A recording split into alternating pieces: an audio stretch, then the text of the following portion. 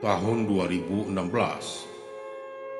Kisah berawal pada sebuah keluarga terdiri dari ayah, ibu, dan dua anaknya. Ayahnya kita sebut saja Pak Ramli, ibunya Bu Mega. Sementara anak pertama kita sebut Alisa, dan anak kedua sebut saja Mesa. Alisa berusia 11 tahun, sedangkan Maisa berusia 9 tahun. Sejak Alisa dan Maisa kecil, keluarga mereka ini memang sering berpindah-pindah. Bukan karena bermasalah dengan tetangga, melainkan karena tuntutan pekerjaan Pak Ramli yang sering mengharuskan berpindah-pindah. Dan di tahun itu mereka terpaksa harus pindah lagi ke daerah Martapura, Kalimantan Selatan. Hari itu mereka berdiri menatap sebuah rumah yang berada di depan mereka. Rumah itu berada di pinggiran jalan kecil dan bersebelahan dengan perkebunan karet. Di sebelah perkebunan karet itu, barulah terdapat rumah lain. Sementara kita akan tinggal di sini untuk 2 tahun ke depan, ujar Pak Ramli. Sepi sekali di sini ya. Apa kita akan aman di sini? Tanya Alisa. Di sini cukup aman, walaupun terkesan sepi. Tapi posisi rumah kita ini dikelilingi oleh perkampungan, ujar Pak Ramli. Setelah beberapa saat mereka menunggu di depan rumah tersebut, seorang bapak-bapak pun muncul. Maaf Pak Ramli, saya terlambat. Tadi ada sedikit urusan yang mendadak, ucap bapak itu. Tidak masalah Pak, kami juga baru saja tiba. Oh syukurlah, mari Pak, ujar si bapak seraya membukakan pintu rumah tersebut. Di sini ada 2 kamar tidur dan 1 kamar mandi Pak. Air bersih di sini berasal dari sumur yang berada di samping kiri rumah ini, ujar si bapak itu lagi. Ini kunci rumahnya ya Pak. Kalau begitu saya pamit pulang dulu, lanjut si bapak itu. Baik Pak, terima kasih banyak, ucap Pak Ramli. Si bapak mengangguk dengan bibir yang tersenyum. Ia juga langsung menjabat tangan Pak Ramli sebelum pergi. Setelah si bapak itu pergi, Pak Ramli, Bu Mega, dan kedua anak mereka pun lantas mulai melihat-lihat sisi rumah. Rupanya semua perabotan di dalam rumah tersebut sudah lengkap, dan mereka hanya tinggal menempati saja. Semua perabotan di rumah ini sudah disiapkan untuk kita oleh bos ayah. Jadi anggap saja milik kita sendiri, ucap Pak Ramli. Alisa dan Maisa langsung bersorak kegirangan setelah mendengarkan ucapan sang ayah. Malam itu setelah makan malam bersama, mereka pun masuk ke dalam kamar masing-masing. Maisa sudah terlelap, namun Alisa masih belum bisa memejamkan mata. Suara binatang malam yang berisik di luar rumah membuatnya susah untuk tidur. Berisik sekali, gumam Alisa seraya menutup telinganya dengan bantal. Namun saat ia berusaha memejamkan mata, tiba-tiba Alisa mendengar suara tangisan yang menyayat hati dari luar jendela kamar itu. Alisa kembali membuka matanya dan mulai mencoba mendengarkan suara tangisan itu dengan seksama. Semakin didengarkan, suara tangisan itu semakin menyayat. Mei, panggil Alisa pada sang adik. Namun tak ada jawaban. Maisa masih terlelap tidur. Akhirnya karena penasaran, Alisa pun lantas beranjak dari tempat tidurnya. Ia berjalan menuju ke jendela dan lantas mengintip keluar melalui celah jendela. Alisa tidak bisa melihat apapun. Di luar sana terlalu gelap, dan suara tangisan itu pun kemudian menghilang. Keesokan paginya setelah makan bersama, ya, semalam aku tidak bisa tidur. Suara jangkriknya berisik, dan aku juga mendengar ada suara orang yang menangis di luar jendela, kata Alisa. Di sini kan dekat dengan kebun karet, Wajar saja kalau banyak suara jangkrik dan suara tangisan yang kamu dengar itu. Ayah rasa itu juga suara hewan. Alisa mengangguk lalu kembali melanjutkan makannya. Hari ini ayah akan mengurus kepindahanmu ke sekolah yang baru. Tadi gurunya nelpon. Katanya ada beberapa hal yang kurang. Jadi ayah akan ke sana dulu, ujar ayahnya. Selesai mandi dan berpakaian, Alisa duduk-duduk santai di teras rumah. Sementara Meisa berada di dalam kamar sedang membaca buku cerita. Alisa melihat beberapa kendaraan bermotor berlalu lalang melewati jalan yang ada di depan rumah itu. Kalau pagi-pagi seperti ini, ternyata jalan di sana tidak terlalu sepi, karena banyak orang-orang yang hilir mudik berlalu lalang. Karena bosan hanya duduk-duduk saja, akhirnya Alisa pun memutuskan untuk berjalan kaki di sekitaran rumah tersebut. Saat ia sampai di depan perkebunan karet yang berada di samping rumah mereka itu, Alisa melihat ada seorang anak kecil yang tak memakai baju, sedang memungut sesuatu di tanah. Perlahan-lahan Alisa mendekatinya, dan saat sudah tepat berada di dekat anak itu, Alisa langsung menyapanya. "Kamu tinggal di daerah sini ya?" tanya Alisa kepada anak itu. Si anak kecil menoleh, kemudian ia mengangguk. Lalu ia kembali melanjutkan aktivitasnya, memungut biji getah yang berada di tanah. Anak itu bertubuh kurus, kulitnya berwarna coklat gelap. Celana pendeknya pun sudah penuh dengan tambalan. "Buat apa biji getah itu?" tanya Alisa. "Untuk umpan pancing," katanya. "Nama kamu siapa ya?" tanya Alisa lagi. "Mahmud." "Aku Alisa. Kamu tidak sekolah?" Anak itu mengeleng. "Kenapa tidak sekolah?" Lagi-lagi anak itu mengeleng. Lalu ia berjalan menjauhi Alisa yang masih berdiri menatapnya. Setelah anak itu pergi, Alisa pun langsung keluar dari area perkebunan karet tersebut. Sesampainya di rumah, Alisa menceritakan pertemuannya dengan anak kecil bernama Mahmud itu kepada orang tuanya. "Kenapa tidak diajak ke rumah saja, Lis?" tanya ibunya. "Dia pergi begitu saja, Bu," kata Alisa.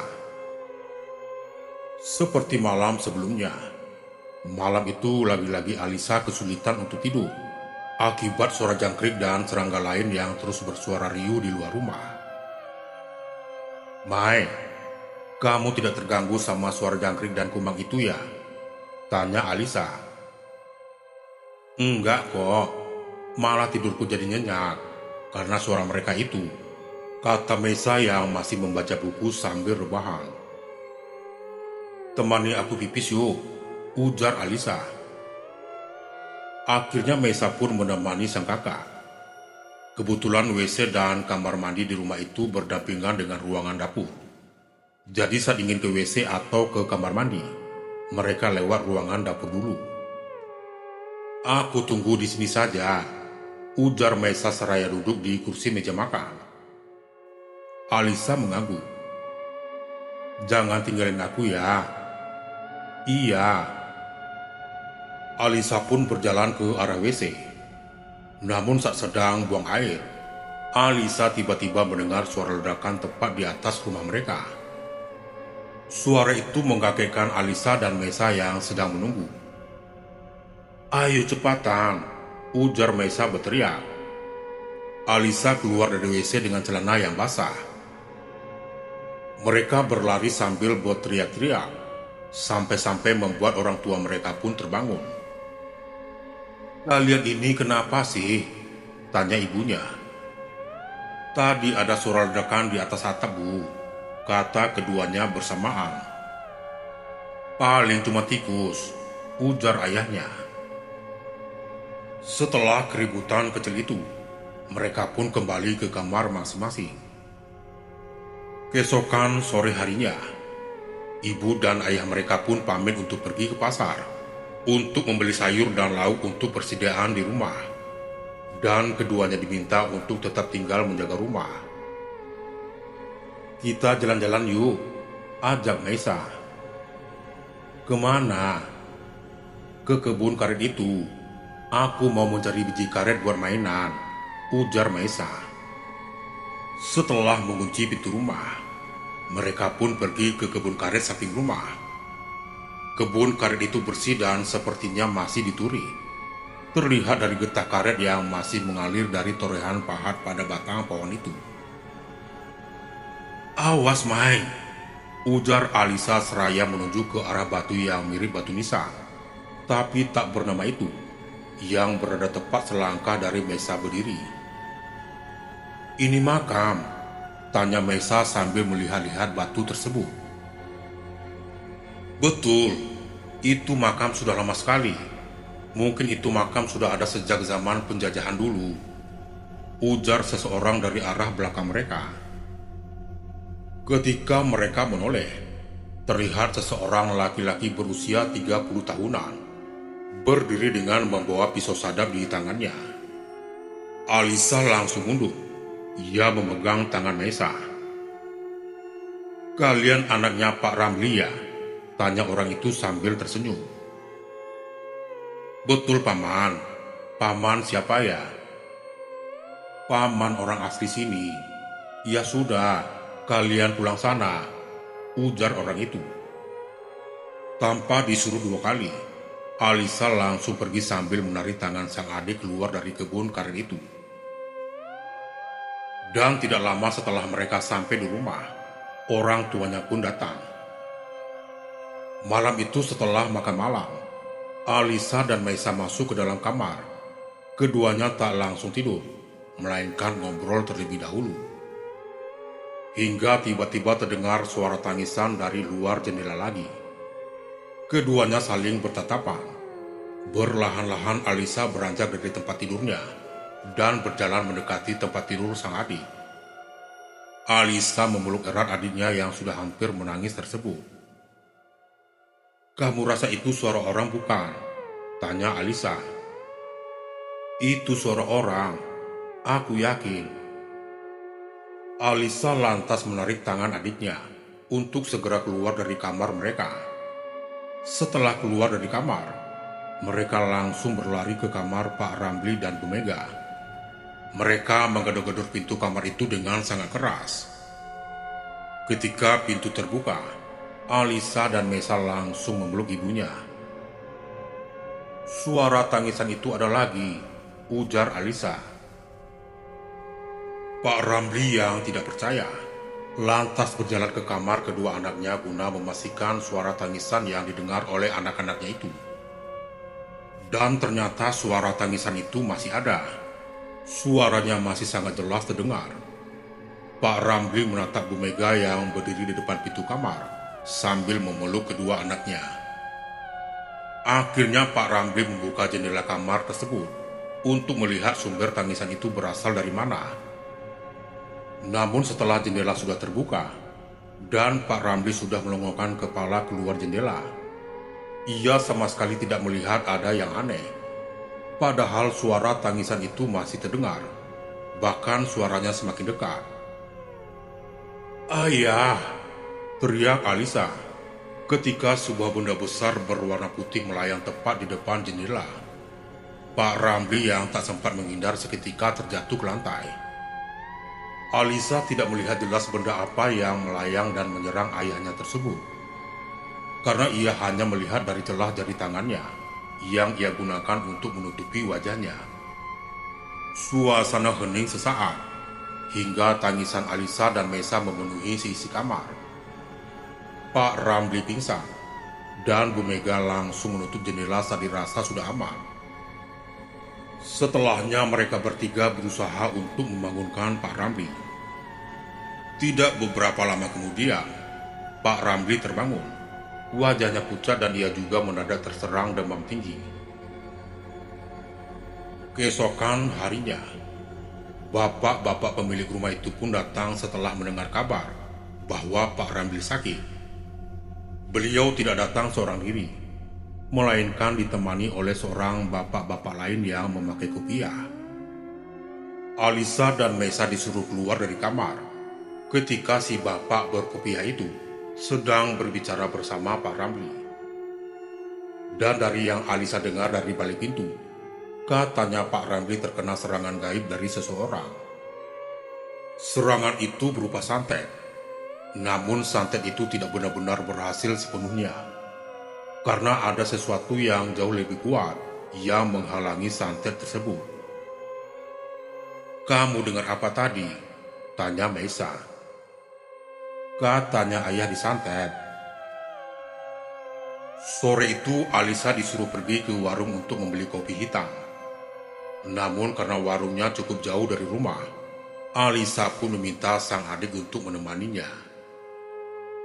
Dan setelah kurang lebih 20 menit berjalan, mereka pun sampai di warung itu. Setelah membeli kopi sesuai apa yang disuruh ibunya, mereka berdua pun kembali pulang.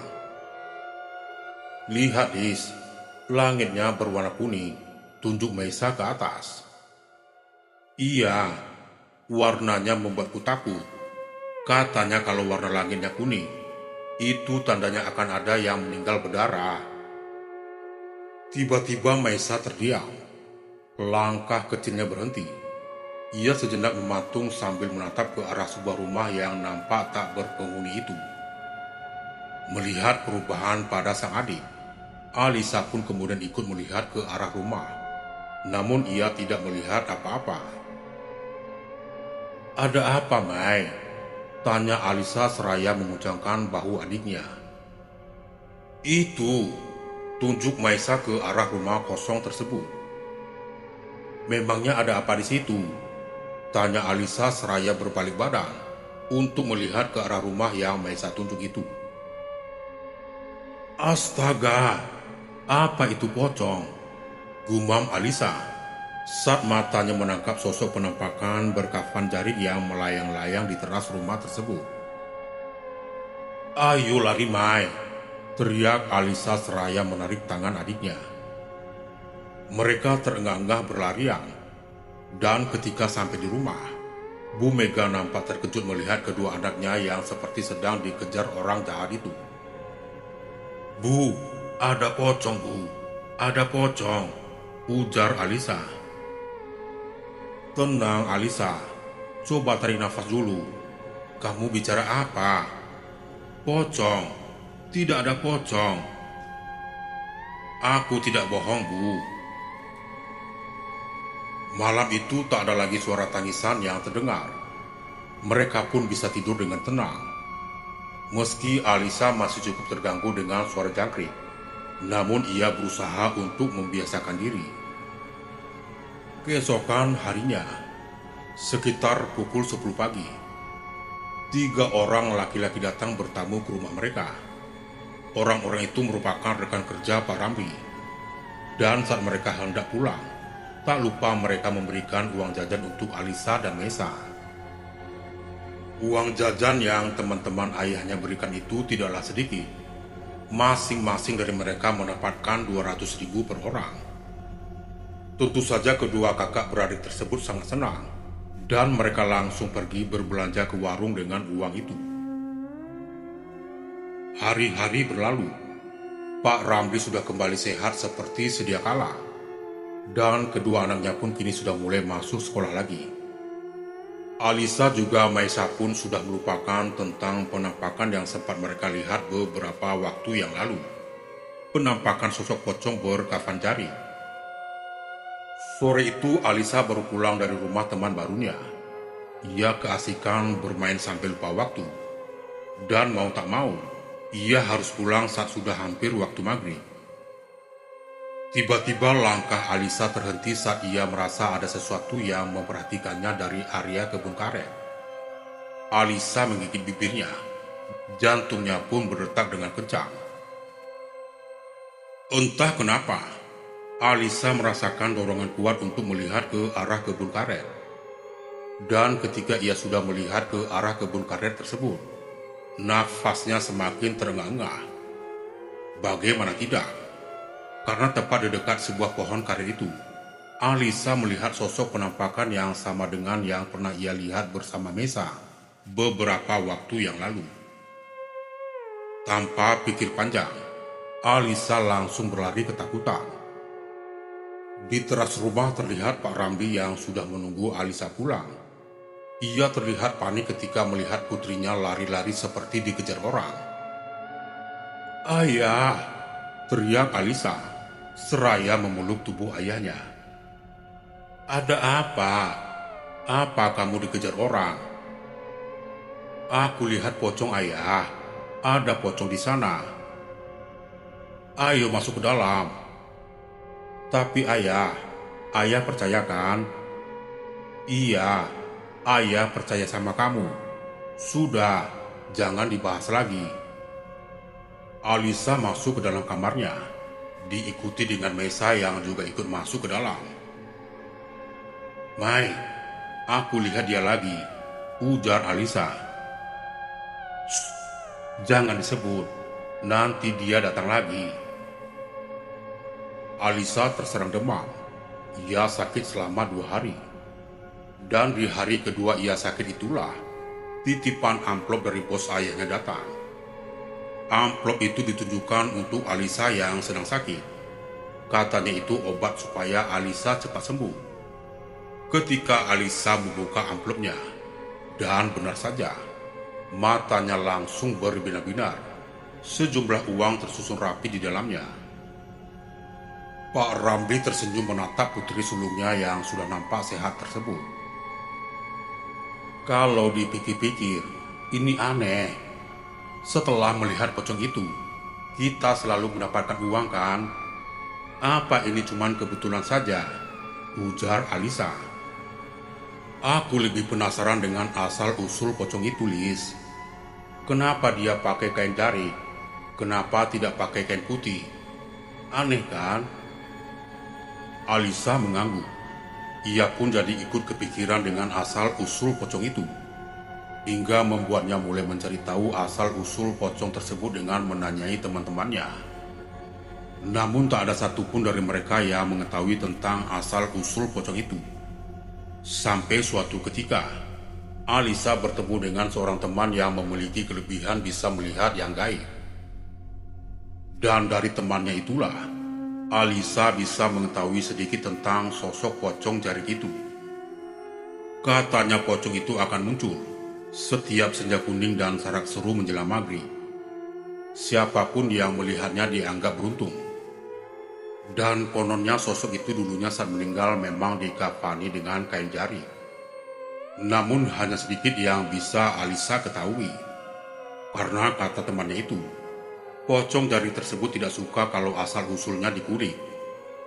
Dan mungkin karena itu pula, sosok pocong jarik tak pernah lagi menampakkan diri, hingga Alisa dan keluarganya pindah dari tempat itu. Assalamualaikum warahmatullahi wabarakatuh.